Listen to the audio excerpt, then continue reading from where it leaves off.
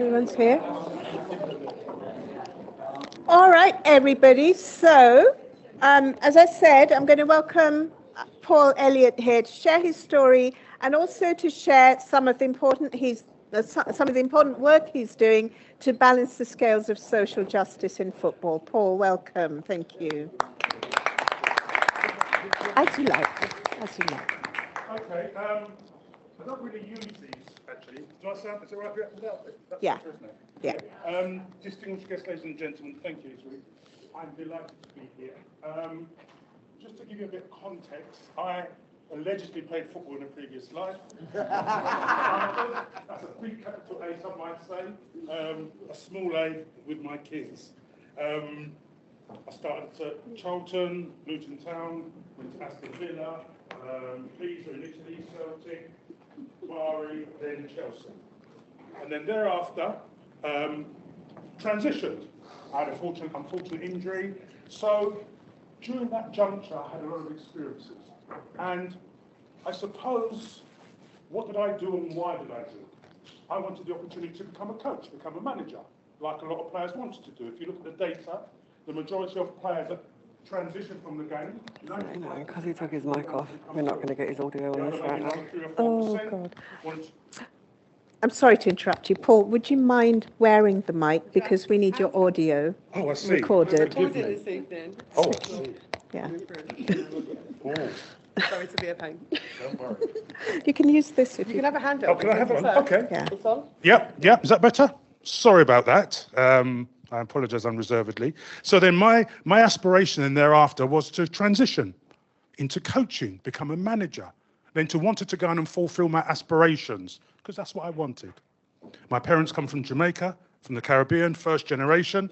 So as I evolved, I had a very serious injury, and I'm thinking, why aren't I getting these opportunities? Because what I wanted was the same as everybody else. We've touched on it today, through Angela, through William, social mobility. Everybody wants that fundamental right to work in a racism-free environment, free from discrimination, prejudice, inequality. So why should I be any different? But the landscape then was completely different to what it was now. If you look at society, if you look at community, when I was playing football, you had a strong presence in the stadiums, National Front, BNP. So players like me were targeted, not because we were bad players, not because we were good players, but because obviously my ethnicity, the colour of my skin. And my sadness out of all that was coming on to where William has articulated the issue so well, so many players fell by the wayside because they couldn't cope. If I can set you a situation that I played in, that kind of hostility, where you're playing against opposition, you're getting verbally abused because of your colour, in the most extreme cases, getting bananas thrown at you. Now, I'm a bit of a kind of, 6'3", big guy, can take care of myself. And I remember in the best situations when I realised I turned negative into positive. On one particular game, I actually took 2 of the bananas, ate them, threw them back at the offender. Now, the crowd went into, let's just say, incandescent with rage was an understatement. So let's just say, believe it or not, thereafter, I had a wonderful day at the office and I was being interviewed, and let's just say the journalist said to me, Paul, the first half you were terrible. The second half you came like a colossus, like a lion. So I said to him, well, what do you think the catalyst was in my performance levels? First half to second half, what was the differential? He says, I don't know.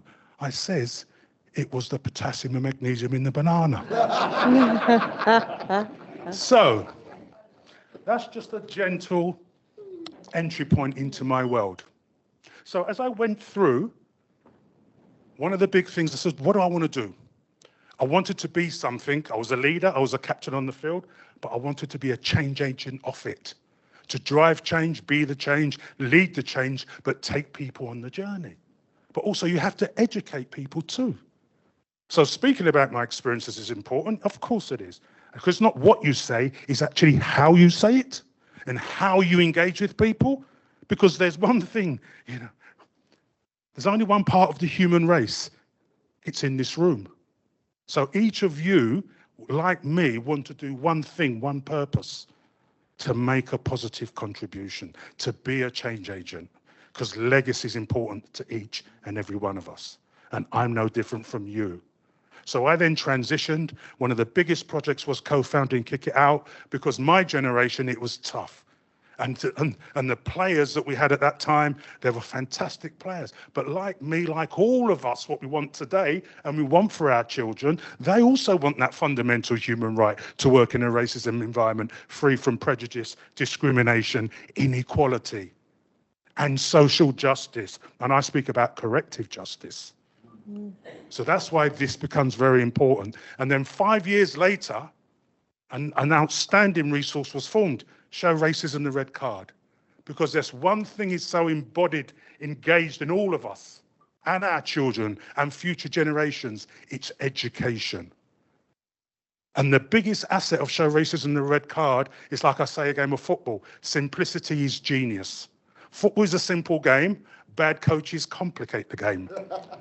Show Racism the Red Card is an excellent resource because it's simple. Education, role models, bringing young people on a journey. And such is their impact. Since the best part of 28 years, they've actually engaged and educated more than 1 million children.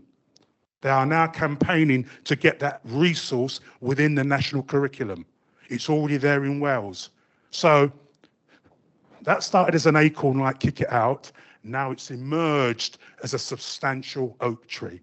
And I'm proud to be part of that. And the sustainability and the leadership and the empowerment and the desire. And they work so wonderfully well in a collegiate, collaborative way to do one thing. Another thing what we said out there.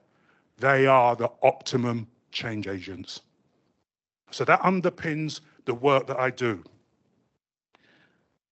Thereafter, I decided, okay, I went through a process at the Football Association, the FA. And I got a role. It was very interesting. I became the chair of the Inclusion Advisory Board. I sat on the FA board for 10 years, and I sat on the FA Council, which effectively is the Parliament of Football. So then I'm looking at the FA at that juncture, and I have to say to you, it doesn't look like what this room looked like, because ultimately, there's a lot of really good people. But what they need to understand is what I call 21st century multicultural, multiracial Britain, what it looks like. And they all are doing some really good work, but we had to take them on a journey through one thing, education. Second thing, corporate governance. Corporate governance, accountability, transparency, holding them to account. When it comes to funding opportunities, the boards and the composition of those boards has to be reflective of the people that's in receipt of that. It's all of you, all of us, and young people with the same representation. So they have come on a journey, and part of their education has been also unconscious bias training, because we never stop learning. We've spoken about, diversity, equity, inclusion. I can also talk about equality, equity, diversity, and inclusion. There's so many different, the language that just constantly evolves and moves. So we have to move with those times. So I can say, when I went into that organization, I actually thought, it's got 1,000 people, huge staff, but then I'm looking at the makeup of football. And I realize now at that juncture, the power of football to make meaningful, measurable, sustainable, impactful change. I'll tell you why. Football is the national game. The Premier League is shown in 195 countries. It has a global audience of 4.8 billion people. That's 65% of the world's population, which is around about 8 billion. The English Football League is shown in about over 100 countries. So we've got some fine assets there to promote and showcase what we do best. So when I'm having my challenges about diversity, why isn't this board more diverse? Why don't we have proper processes? I'm actually talking about the social, the human, and the economic upside of diversity.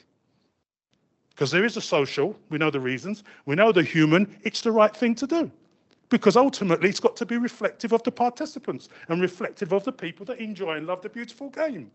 So then what about the economic upside I was challenged with? And it's a very smart question. And then what I actually done just before COVID, I created a particular program. It's called the Football Leadership Diversity Code, which is to create more diversity, more women, more people from minority ethnic background. So we actually created a model where there was aspirational targets to hold people to account. Because football, like all of us, like corporates, like society, like communities, no one is above law and regulation, and nor is football. And I know football is doing some really, really good work, but it needs to be shown and it needs better mechanisms to amplify their messaging. So this diversity code is really interesting because it's the first time for all the positive programs, and they're doing some good work, football. This is the one that I actually feel can really hold football to account. Because it's not just about within coaches, it's also within the structures of the game. So if you want to work in middle management, senior leadership, extended leadership, these are all pathways to opportunities. But then it's about then the recruitment, the transparency, the openness of the recruitment processes. So there's a number of layers to really capture what we all want to do together, which is to create a culture where equity, equality, diversity and inclusion is front and centre of everything, from grassroots to community, throughout all the structures, all the way into the boardrooms. That's what I do or try to do. And I do it with some really good people that believe in why and believe in how. And actually, it comes back to the point of just trying to do the right thing. Because football is for all, equality is for all, equity is for all, inclusion is for all. So why would we want to stop that? Why would we want to dilute that? Why would we not want young persons to have that opportunity to socially mobile, to get up the ladder? Why would we not want to do that? So football now, if I'm being honest with you, it's a challenge. It's a big challenge. But something happened 2 years ago, and I think this is one of the best things that could happen for football. We had our first female chair. Her name is Debbie Hewitt. She's outstanding. I work with her as a special advisor in EDI, and I have to say, when we talk about leadership, she's the optimum leader because she cares. She works heavily in the corporate environment. She likes to be challenged, and she recognizes, Paul, I don't know anything. I don't know everything. But what I do know, I have created a board where equity, equality, diversity, and inclusion is front and center of everything what she does. So then when we talk about the economic upside of that is you get better problem solving, better decision making. We're tapping into difference. So culturally, we're all evolving together and we're learning from each other. And then actually, doesn't that enhance the prospects of making the right outcome? Rather than have one particular protected characteristics that look like themselves, think like themselves, but can't embrace and can't evolve with difference. That's how we learn. That's the concept and the construct of our very existence in life. Whether it's show races in the red card at the very vanguard of grassroots, or at the very top, or throughout our corporate structures and in our various organisations that we work in. So, what I'm going to say, I've got 10 minutes, and I think I'm approaching my 10 minutes. Those that listen to me, usually it's an overnight stay and you get released in the morning. But there's two things I want to say. Something went wrong. Please try again. Certainly not that. Certainly not that. Don't you Certainly love not Siri? I'm going to say two things to finish.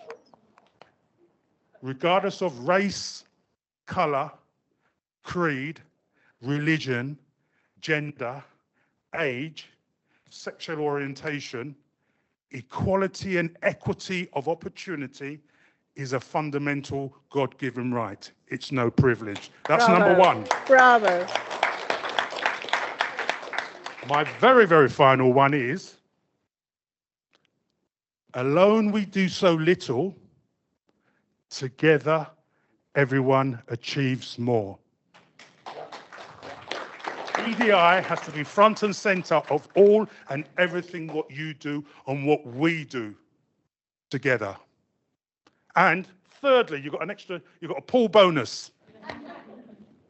It's not policy that makes change.